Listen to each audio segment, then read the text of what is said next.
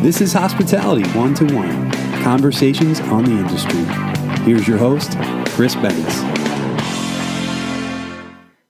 Rupesh, you've been a much anticipated guest. I appreciate you taking time to talk to us today. Thank you. It's my pleasure.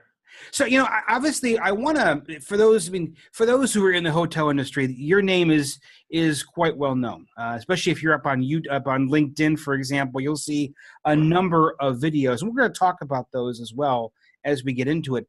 But to those who may not be necessarily familiar with your background, kind of give me a history of what brought you to the industry and where are you today? Okay, sure. I've been in the industry for quite some time now. My parents actually bought their first property in 1989. It was a motel, basically. And we moved from Texas. I grew up in Texas, 11 years. Born in England, lived in Texas all my life. And my parents, one summer, my dad bought this property in South Florida and said, hey, we're moving in the summer. So I finished my school up and I was in elementary and said bye to my neighbors, and we took off to Florida. And there we spent they just recently sold it, or leased to sell it here the last 6 months ago, but they've owned it for a long time. So I kind of grew up doing everything, laundry, checking in, checking out, everything, right?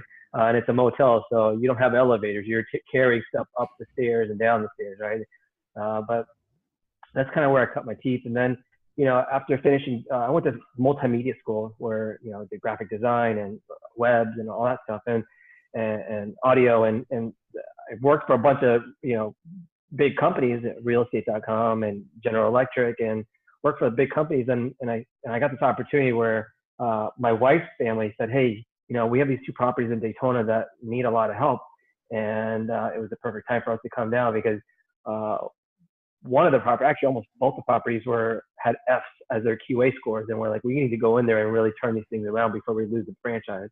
So we got in. And this is in 2002. Mm-hmm. And we came in and just cleaned house and got rid of the managers that were stealing a lot of money from our family. And it took us a long time. My wife would work at one property, I'd work at the other, and we would work, 16, 20 hours a day and do night shifts. We've done everything. And then we bought another property in Orlando and, flipped that and came back and renovated the two properties with the money that we made. And currently I own a Quality and across the street from the Daytona Speedway, and it's basically a motel. We built in the 70s, exterior rooms. We don't have a pool. We don't have meeting space. We don't have a big public area, right? Basically we have nothing compared to all the new hotels out there, right? But even with all that stuff going against us, we've been number one on TripAdvisor for the last 3 or 4 years. Actually a little bit longer than that, 4 years plus. Even now, if you go to TripAdvisor, Quality and Daytona Speedway, we're number one. And it's due to a change in mindset for myself. 10 years ago, I can't believe it's been 10 years since I converted a Travelodge that we took over to a Quality Inn and kind of positioned it where we can increase the rates and increase occupancy. But in that time, I actually added 16 rooms to the back too. So we maximized our property, and I borrowed my cousin's GC license and kind of did the whole thing myself. And we had to do it between the Daytona 500 and the next race, and or the summer race in Daytona, and then the Daytona 500, and we knocked it out in 9 months, which was pretty cool. And I learned a lot and I made a lot of mistakes too. So between all of that, and we had a full service property in Orlando, we learned a lot as far as picking guests up and dropping them off at the airport with the airport shuttle, working in breakfast, cleaning in the kitchen, washing dishes. I've done almost every position you could think of in a hotel. Set up tables for F&B, we did a lot, and it's been a fun ride for me. And currently I own two properties here in the Daytona Beach area, and they're both top ranked on TripAdvisor. And 10 years ago when I converted my Travelodge to Quality, you spend all this money renovating and adding rooms and all this stuff, and then guess what happened in 2008? The economy goes down, right? You remember that, right? And so I spent all this money, $1 million plus, on whole renovation, and I was like, how am I going to get my money back? And it was kind of scary. And so it took me 2 years to kind of figure out, like, hey, we need to be different than everybody else in our market. We need to do things that are above and beyond. We need to do things that kind of aren't this, are, isn't the everyday thing that guests, experience at a hotel or a motel. And I started reading a lot of books and listening to some podcasts and just listening to some people that cared about customer service, right? And I said, you know what, I'm gonna try this thing. And at that same time, reviews and public feedback was, just gaining interest online, and TripAdvisor was growing. And I said, you know what, I'm gonna dominate this market as far as on the online space, and that's what we've done. So we've really focused on customer service, treating guests really good, just going above and beyond. And even if you have a Super 8 or a Quality Inn or any limited service brand or even mid-scale property, or if you're the Ritz-Carlton, service doesn't cost a lot of money. It's that extra smile and going above and beyond by saying their name and welcoming them, that doesn't cost anything, right? It's all training, and it's all a matter of, do you actually care, right? And so that's what I've been implementing on our properties. And today we're award winning, out of 1,450 Quality Inns, I think this month we're number 12, right? Which is crazy for us to have nothing and to have this. So I'm proud of our team, and that's kind of like my story right now. And now I'm proud to say that I'm helping other hoteliers and other management companies kind of get to that level where, they understand customer service, but they're not taking those extra steps and showing their team how to do it. And that's why I'm happy to help. I mean, let's just stop for a moment. And I said a lot, sorry. You're great, but I want to stop for a second, because I don't know if people, let's just, if you will, bring the white elephant in the room out, okay? For those who have stayed at a Quality Inn, Comfort Inn, those are great hotels. Right. But when you think of, then they can be a nice property, don't get me wrong. I've stayed in them before, okay? Right. But when you think of a Quality Inn, of a Comfort Inn, you think of an affordable property to stay for 1 or 2 nights when you're traveling somewhere. You don't think of number one in a marketplace. And then to top it off, when you think about Daytona Beach, that's spring break capital of the world, pretty much. I imagine the population has to like quadruple in, March or April, whenever spring break is. And to top that off, you have a plethora of hotels. It isn't like there's 4 hotels in Daytona Beach.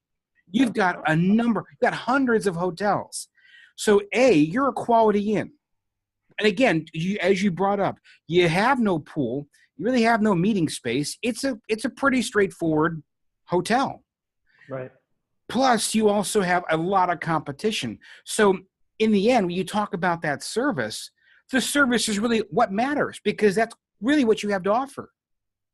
Absolutely. A customer, I follow this gentleman named Shep Hyken. He's a customer service expert. I'm not sure if you know him, but I highly recommend go to sheptv.com. He's awesome. Every video that he puts out talks about customer service, talks about going above and beyond.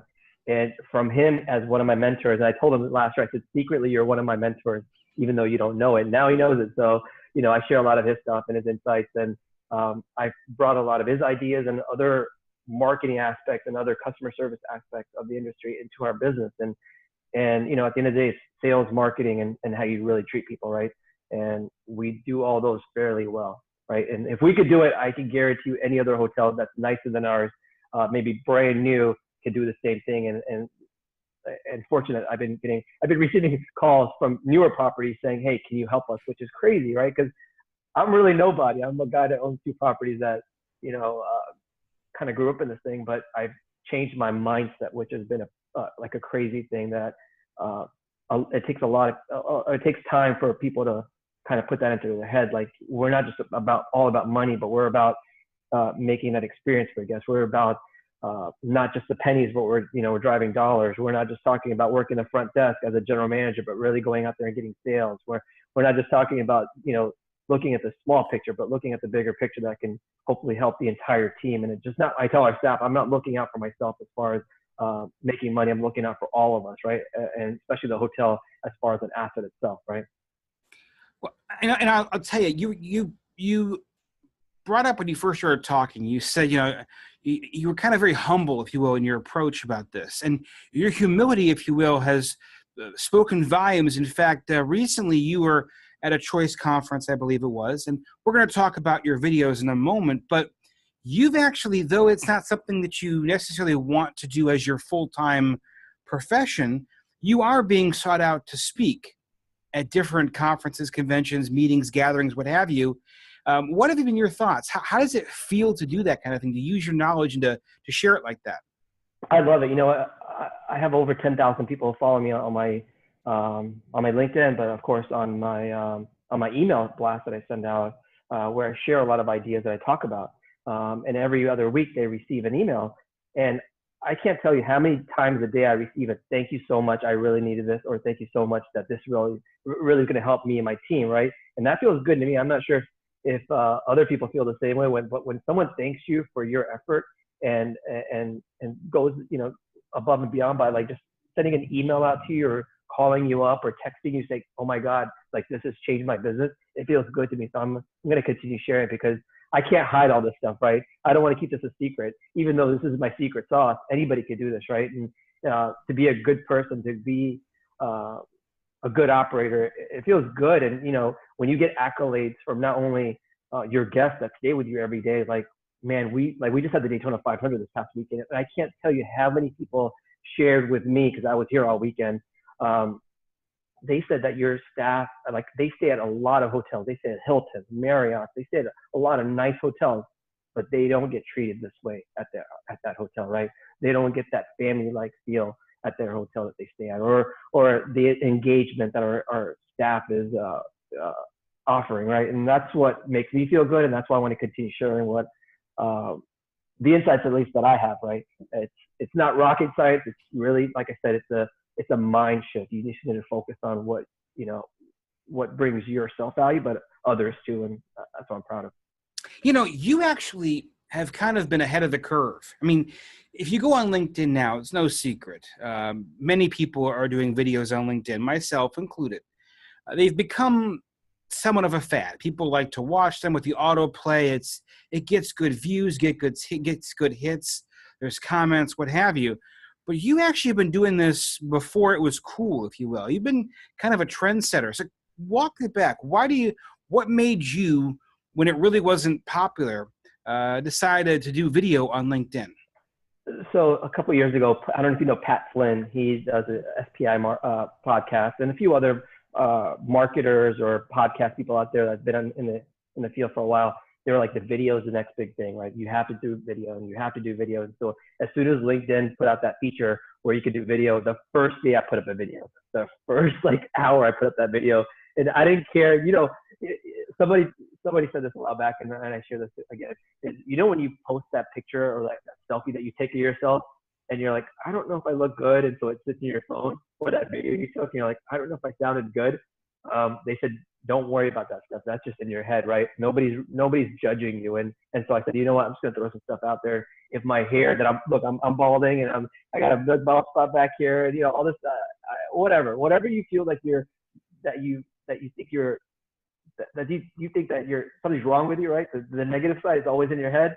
I don't know if you feel that way, but I feel that way all the time. And same thing with my business. It's like, I feel like people are going to judge me. I've had to overcome all that stuff with this different kind of mindset, right? I can't please everybody all the time, so I'm going to push that video up, and hopefully somebody learns, and hopefully somebody could take that into their business or their personal life and kind of make it better for them. People don't like polished. They don't.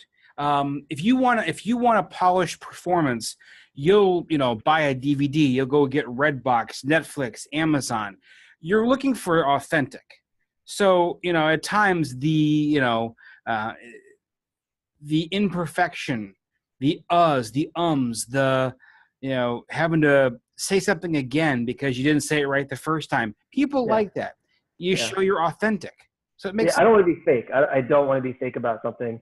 I might do a take or two, but I don't want to just sit there and like I said, I'm not the smartest guy in the world. I'm just sharing ideas. If you like it, you like it. If you don't, you can move on, right? Just like this, like they say. And so I'm just going to share what my experience is. That's what I'm going to do. I live this stuff. I breathe it. My hotel is here. I'm in the hotel right now.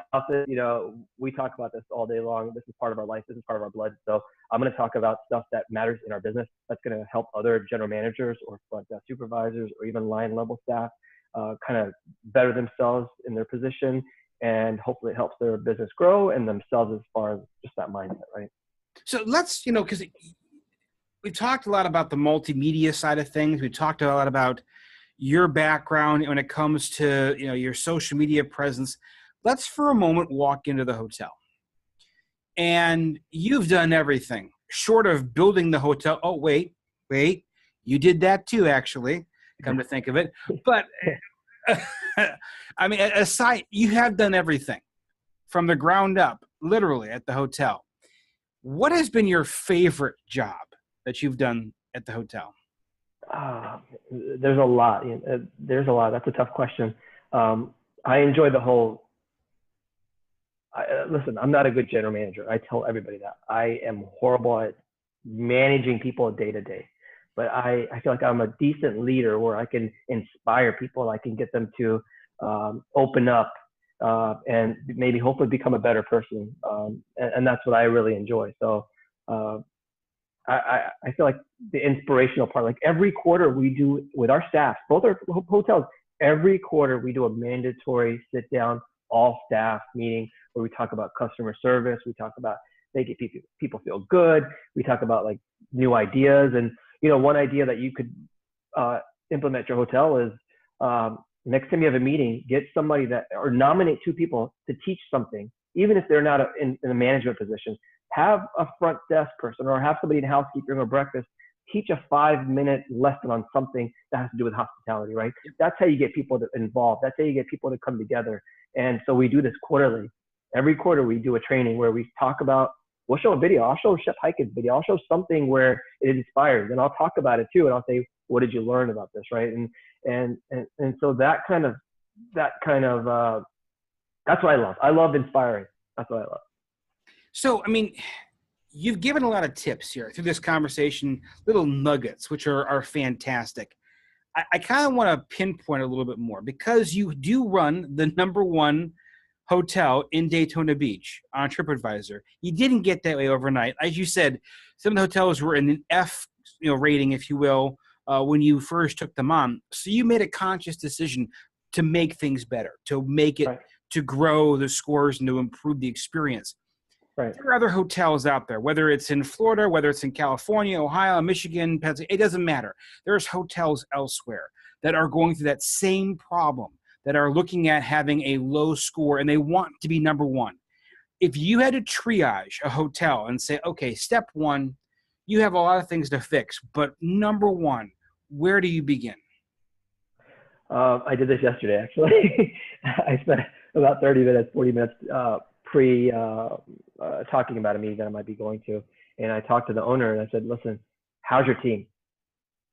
Do they care? And do they really care, or are they just there for a paycheck, right?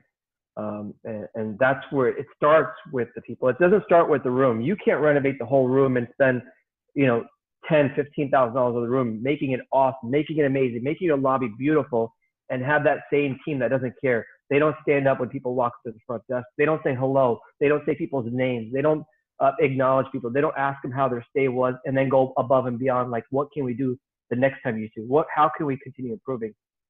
Those are the things that care. They don't pick up trash when they're walking in from, or trash in the parking lot when they're walking in from their car to the lobby or where they're working at the hotel, right? They don't do all these little things that actually show that they care. And those are the people that we kind of need to reassign or replace, because it's hurting your business. And trust me, it happened to me too, where we had some bad apples that were hurting the whole team and hurting the business, right? At the end of the day, this is a business where we're here to make money. We're also here to have a good time. So I like having a great time. Like, we make it fun, right? But yet at the same time, we want our team to be one. Now, you were talking before about, again, being ahead of the curve with the LinkedIn videos. Obviously, you're very tech savvy. But the big question I have, we've looked at your success you've had so far. That's been great.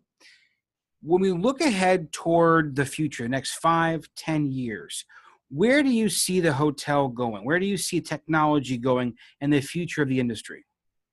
A lot of automation, a lot of stuff where hopefully, it reduces our costs at the hotel because other costs are increasing. But technology is going to play a huge part in it, as far as, your personalization in your room. Like Hilton, a lot of the brands already have it, where you go straight to your room. You could pick exactly what room you want. from the internet, from the website. You can say, I want to be right by the elevator in room 305 or whatever it is, and then walk straight to your room. You don't have to. You can bypass the front desk. All that's happening. Customization inside the room is happening, where if you say you want the lights at this certain level, or you want this set of music, or I can't think of stuff right now, but technology is going to really change.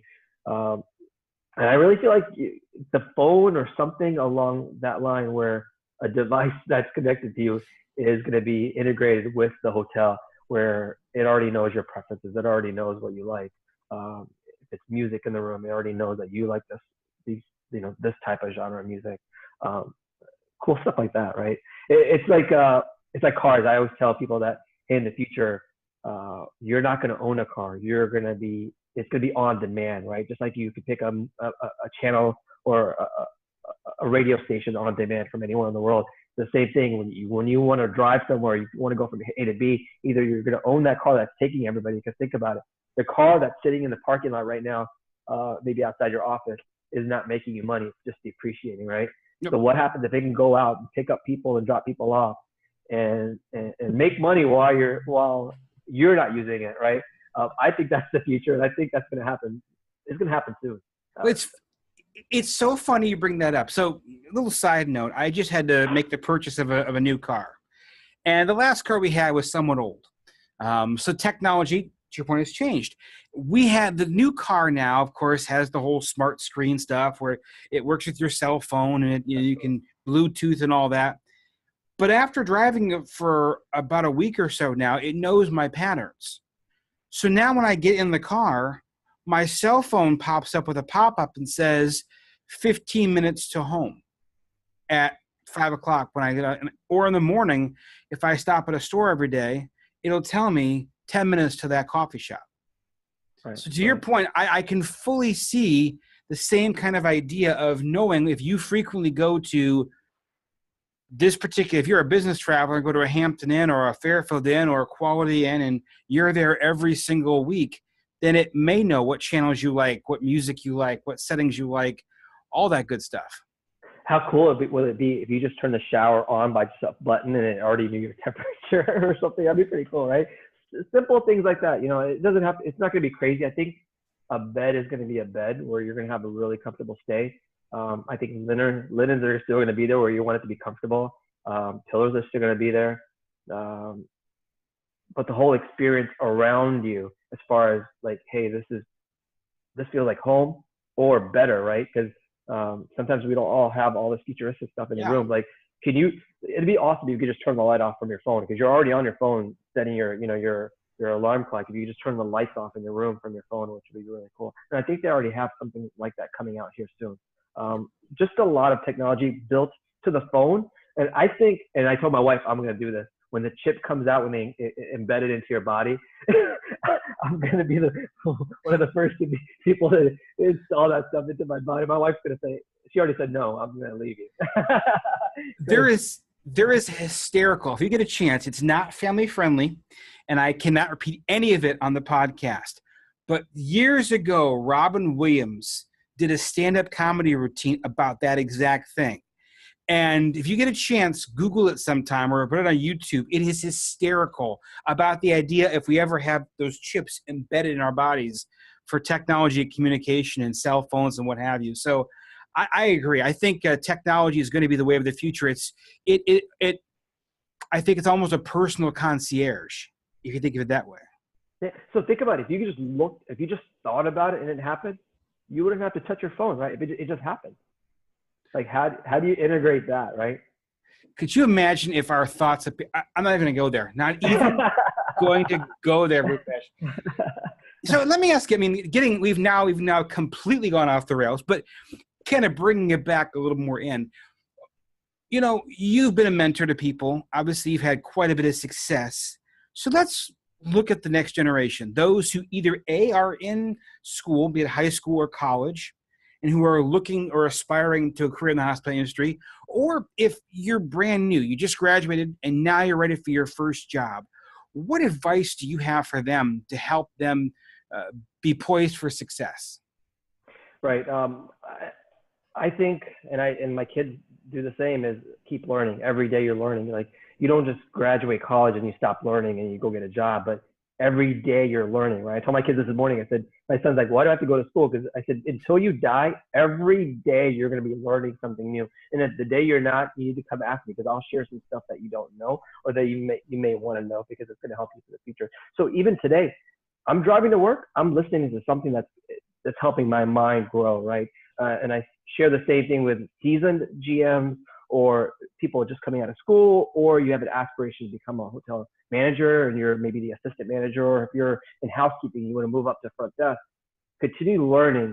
And there's so many free resources online right now where you can learn and improve your skills. And, you know, a lot of it's life lessons too. Like I said, being a good person is not a skill, right? It's just part of being, you know, in your life. If you have it or you don't, right? And some of that I think you can learn.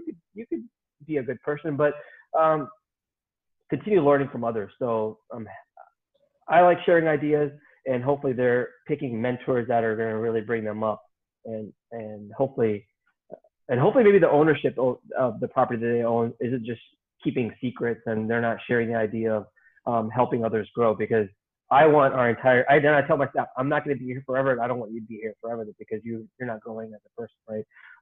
And we talk about this all the time. Like, hey, I want to see you grow. Our front desk person at the Super 8, she's now the general manager after taking 3 or 4 positions to move up, right? And she did the same thing. She learned from other GMs. She learned from myself and our other GMs to kind of bring herself to this position. And I told her not to stop here and come up with a game plan as far as the future. So continue learning and ask others for help, because you're not going to figure it out yourself. Nobody does anything by themselves. Nothing happens by them. There's always people or a group around them that have inspired them to kind of move forward and move up, right? And I think we shared the video last week. I said, surround yourself with people that lift you up, not bring you down, right?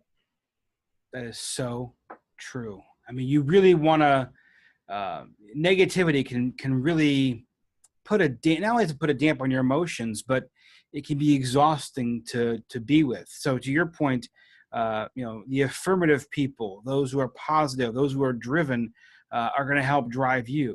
And those who are not will do the opposite. Very, very valid point. Yeah, absolutely. So keep learning. It's on my wall. There's one thing that's written on my wall, and it's permanent ink. It says, keep learning. Keep learning. Well, yeah.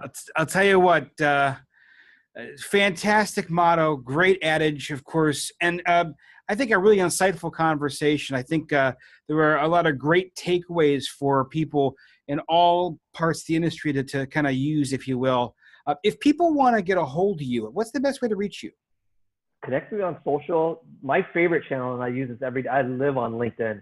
It's so powerful to learn all the new technologies that's out there. You learn all these great marketing ideas. You learn all these customer service and sales ideas to kind of, like you said, help yourself grow, and you keep learning.